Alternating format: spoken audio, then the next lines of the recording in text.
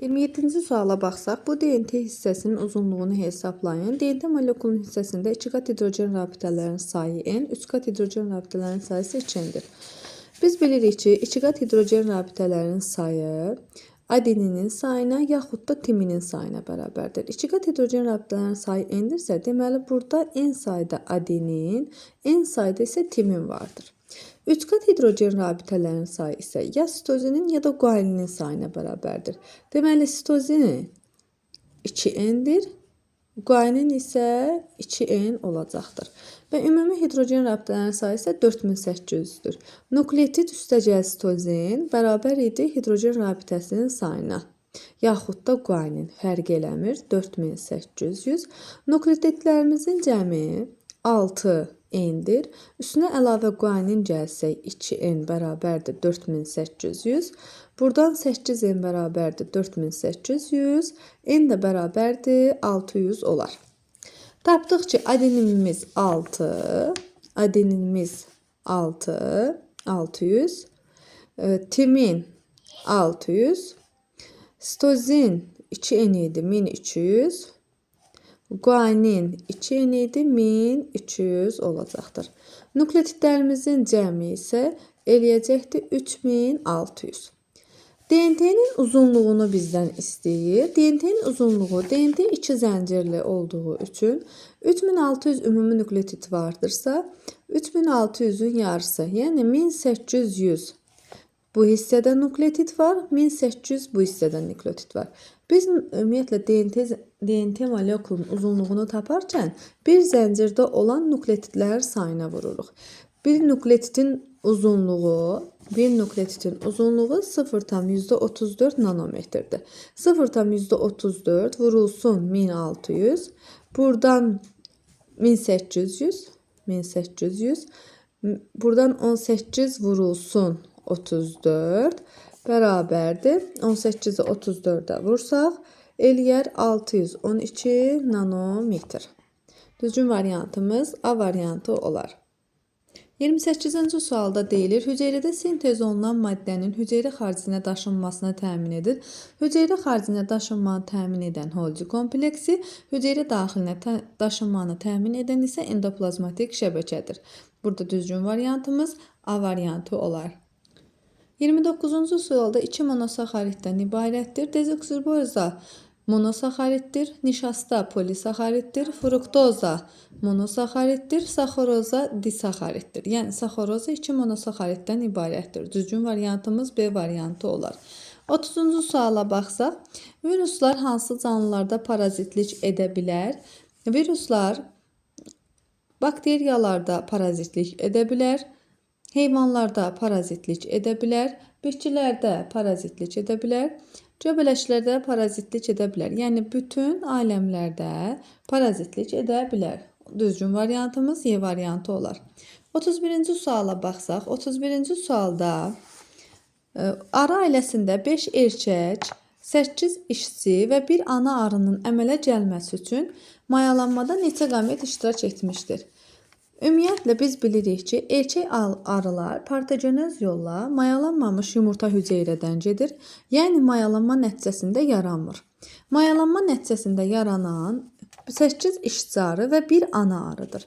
Yəni 9 arı mayalanma nəticəsində əmələ gəlir və bir arının əmələ gəlməsində 2 qamet iştirak edir. 9 arının əmələ gəlməsində isə 18 qamet iştirak edər. Düzgün variantımız B variantı olar.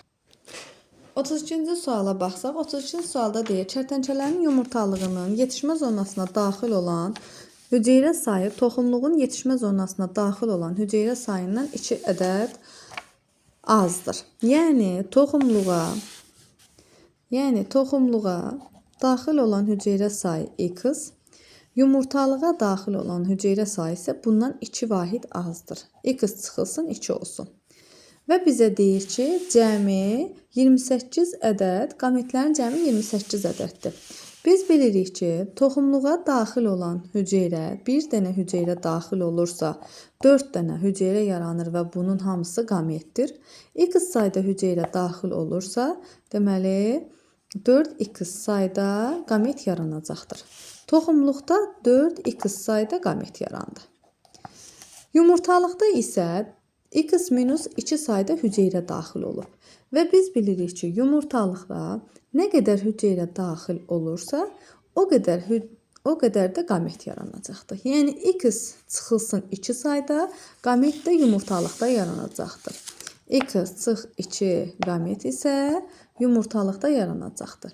Və bu ikisinin cəmi bərabərdir 28-ə. Buradan 4x üstə gəlinsin, x çıxılsın 2 bərabərdir 28-ə, 5x bərabərdir 30, x bərabərdir 6. Deməli, toxumluğa 4x idisə, deməli, toxumluğa x sayda hüceyrə daxil olduğu üçün, deməli, 6 hüceyrə toxumluğa daxil olub, x çıxılsın 2. 6-dan ikisini çıxsaq, 4 hüceyrə isə yumurtalığa daxil olubdur. Bizdən nə soruşur şərtdə? Minimum neçə qamət X cinsi xromosom daşıyar? Deməli, kərtənkələdə erkəklər erkək homoqametdirlər. Erkək homoqametlər. Yəni, erkəklərdə ancaq XX qametlər yaradacaqdır, cinsi hüceyrələr yaradacaqdır. 6 hüceyrə daxil olursa, 24 hüceyrə yaranır və bu 24 hüceyrənin hamısı X xromosom sayına malik olur. Dişilərdə necə idi? Dişilərdə isə 4 hüceyrə daxil olsa, 16 hüceyrə yaranır. Bu 16 hüceyrədən 8-i X, 8-i isə Y xromosom daşıyır. Və bizdən minimum dediyi üçün biz yumurtalığın hamısına Y qametin verəcəyik ki, bizdə minimum X xromosomu olsun. Onun üçün də düzgün cavabımız 24 olar. Əgər maksimum x desəydi, o zaman biz yumurtalığın bu 4 qametinə hamısına x verərdik və o zaman maksimum sayda, yəni 28 qametin x daşıyan olacaqdı. Bizdən minimum sayda soruşduğu üçün ancaq erkəkləri götürür, çünki erkəklər ancaq x qamet verdiyi üçün 24 olacaqdır. 33-cü sualda meyozun hansı fazasında konjugasiya prosesi baş verir? Biz bilirik ki, konjugasiya crossingover profaza 1-də baş verər. Düzgün variantımız D variantı olar. 34-cü sualda nə deyilir? Cədvələ səsin x-in qiymətini tapın. Çarpaz tozlanan bitkidir. Yumurta hüceyrənin sayı n-dir. Yumurta hüceyrəmiz n-dir. Rüşeymin xromosom dəsti isə 1,5 n-dir. Rüşeym nədən yaranır? Rüşeym spermi üstə gələk yumurta hüceyrə alınır zigot. Zigotdan da rüşeym yaranacaqdır. Yumurta hüceyrəmiz n-dir. Rüşeymimiz 1,5 n-dir. Spermimizi buradan tapsaq, taparıq ki, spermamız 0,5 n olacaqdır. Endospermin hüceyrəsinin xromosom sayını istəyir. Mərkəzi hüceyrə üstə gəlinsin spermi bərabərdir endospermə. Tapdıq ki, spermimiz 0,5 n-dir. Biz bilirik ki, mərkəzi hüceyrə yumurta hüceyrənin 2 dəfə çox olur xromosom dəsti. Yumurta hüceyrəmiz n saydadırsa, deməli, mərkəzi hüceyrəmiz 2n sayda olacaqdır. 2n olacaq. Buradan da endosperm hüceyrəmiz 2,5 n olar. Düzgün variantımız C variantı olacaqdır. 35-ci sualda sxemdəki prosesi həyata keçən prokaryot, xlorofil var, işıqdır, H2S var və karbon qazı var. Deməli, bu hansı bakteriyadır ki, H2S-dən istifadə edir? Biz bilirik ki, H2S-dən istifadə edən qırmızı bakteriyalar olacaqdır. Düzgün variantımız 35-də D variantı olar. 36-cı suala baxsaq, doğru cavabı seçin. Aerob canlının sitoplazmasında ATF sintez oluna bilər. Bəli, aerob canlının sitoplazmasında ATF sintez oluna bilər. Oksigenli tənəffüs edər və bu zaman ATF sintezi gedə bilər. B variantına baxaq.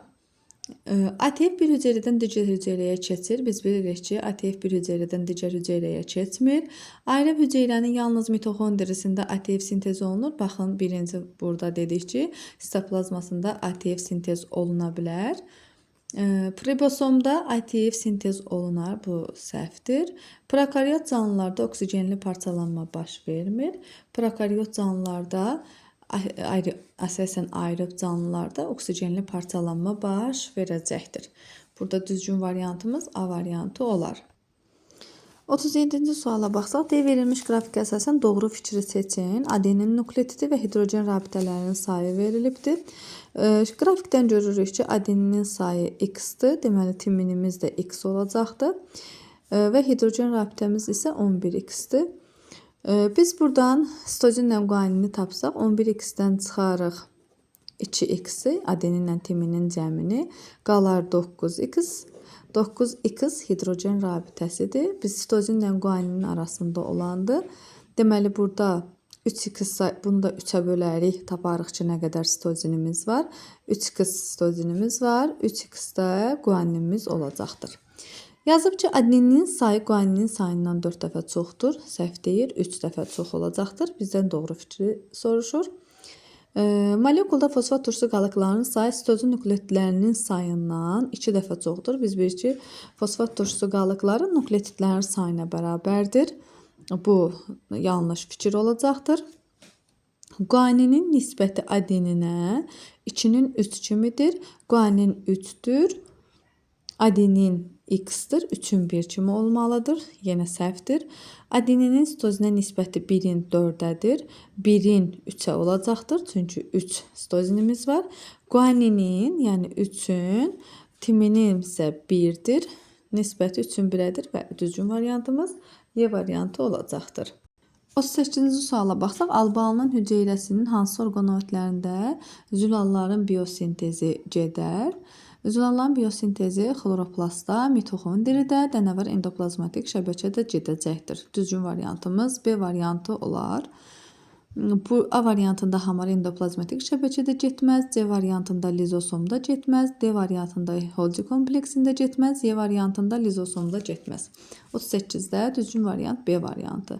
Meyozun hansı mərhələlərində xromosomlar yalnız bir xromatiddə olur? Biz bilirik ki, meyozun anafaza 2 və telofaza 2 mərhələsində xromosomlar yalnız bir xromatiddə olur.